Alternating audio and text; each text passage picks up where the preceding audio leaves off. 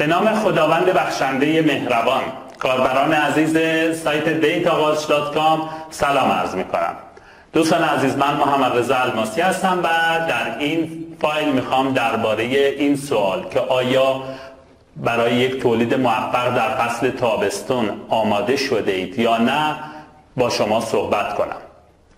تفاوتی که فصل تابستون با فصول دیگه سال داره اینه که دمای هوا افزایش پیدا میکنه. در بعضی از نقاط کشورمون به بالای 42 درجه سانتیگراد، در مناطق کبیری حتی بیشتر، و رطوبت نسبی هوا معمولا در اغلب نقاط کشور ما کاهش پیدا میکنه، حتی به 10 تا 15%. میخوایم در این ویدیو درباره دو تا از پارامترهای کنترل شرایط محیطی، یعنی بحث دما و رطوبت صحبت کنیم. بحث دما اینقدر اهمیت داره که در موردش ما یک کتاب PDF الکترونیکی در سایت منتشر کردیم که لینکش رو در همین صفحه ملاحظه می‌فرمایید و از شما دعوت میکنم اگر تا حالا این کتاب رو دانلود نکردید دانلود کنید و حتما مطالعه کنید، برای دوستانی که فکر میکنید مفید باشه براشون ارسال کنید. و درباره بحث کنترل رطوبت هم در سایت به اندازه کافی صحبت کردیم. میخوایم در این ویدیو به یک راهکار اشاره کنیم که با انرژی کمتر، با هزینه کمتر ما بتونیم از خشکی هوا و پایین بودن رطوبت نسبی هوا استفاده کنیم و ضمن کاهش دما رطوبت مورد نیاز در مراحل مختلف پرورش آغاز رو هم تأمین کنیم. از شما دعوت میکنم این اسلاید رو ملاحظه بفرمایید. برای اینکه هم مشکل افزایش دما و هم کاهش رطوبت نسبی در فصل تابستون رو حل کنیم، دو تا راه داریم.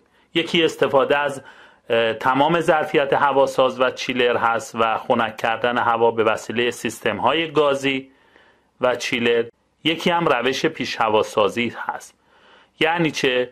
منظورمون اینه که از پایین بودن رطوبت نسبی هوا سوء استفاده کنیم و با استفاده از کولر آبی یا هواساز مرکزی هوای راهروی هواسازها رو، یعنی راهرویی که هواساز و رطوبت ساز در اون قرار داره، هوای این راهرو رو خنک کنیم که نتیجه باعث میشه هوای راهرو قبل از ورود به هواساز به 24-25 درجه مثلا کاهش پیدا کنه و رطوبتش هم به حدود 60% افزایش پیدا کنه و الباقی کاهش دما تا مثلا 16-17 درجه و رطوبت تا 95% رو به وسیله خود هواساز سالن تأمین کنیم.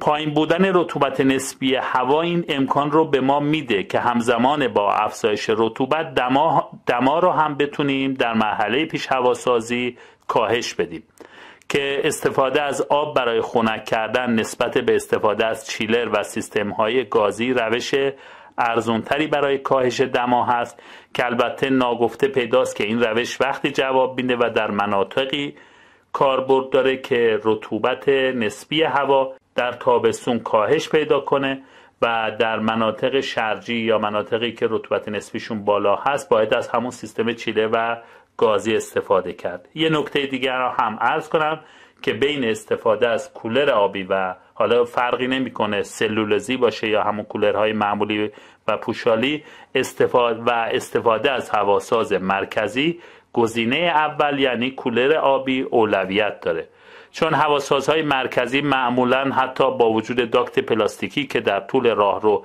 کشیده میشه نمیتونن یک نواخت دما رو کاهش بدن و اطراف خود هواساز معمولا کاهش دمای بیشتری دارن و در فاصله دورتر کمتر. هزینه بالاتری هم از جهت سرمایه گذاری نسبت به کولر آبی دارن و این در حالی است که با نصب چند تا کولر در فاصله مناسب از هم میشه یک نواختی هوای بهتری رو در راه رو داشته باشیم که به ازای هر 2 تا 3 سالن یک کولر آبی بزرگ میتونه کافی باشه که البته خیلی هم وابسته است به منطقه آب و هوایی، عایقکاری و مسائل دیگه بستگی داره. و یه مزیت دیگه این که کولرها معمولا بیرون از راهرو نصب میشن و فضای راهروی هواساز رو نمیگیرن که اگر زیر سایه نصب بشن تاثیر خیلی بهتری دارن، ولی هواساز مرکزی به خاطر حجمشون در ورودی راهرو نصب میشن. پس عرایضم رو خلاصه کنم، اگر بخوایم هم کاهش دما داشته باشیم و هم رطوبت مورد نیازمون رو در فصل تابستون به اندازه کافی تأمین کنیم، بهتره یک پیش هواسازی در راهرو هواساز انجام بشه و هوا قبل از اینکه وارد سالن پرورش بشه و از طریق هواساز دما و دماش کاهش پیدا کنه به وسیله رطوبت و رطوبت خود هوا هم افزایش پیدا کنه. ما خیلی وقت از این روش استفاده میکنیم و جواب خیلی خوبی هم گرفتیم.